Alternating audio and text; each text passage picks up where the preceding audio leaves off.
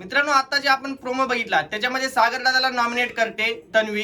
तन्वी थोडीशी स्वतःला शानी समजते आणि स्वतः आता कूल बनाय गेलेली आहे, पण पब्लिकने तिला फुल बनवून टाकलेला आहे. कारण की मित्रांनो, एखाद्या सिनियर ऍक्टरला, आता आपण तिथे जाऊन सिनियर ज्युनियर नाही बोलायचं, पण एखादा ऍक्टर मोठा आहे आणि त्याची आपण आणि त्याला आपण बोलायचं कसं हे जर माहिती नसेल तर पहिलं ते शिकून घ्यायला पाहिजे आणि नंतर बोललं पाहिजे. कारण की आता तन्वीला वाटलं होतं की मी त्याच्यावरती ओरडून बोलून आणि सगळं करून इथे मी कूल बनणार आहे बाहेर पब्लिक मध्ये, पण असं काहीच झालेलं नाहीये. तन्वीचा एकदम फुल झालेला आहे. बाहेर जे पब्लिक आहे ते पूर्णपणे सागर दादाला सपोर्ट करते आणि बाहेर तन्वीला पूर्ण हेट भेटत आहे. हे तन्वीला समजलं पाहिजे आपण कुणाबद्दल बोलतोय आणि कुणाला बोलतोय ते.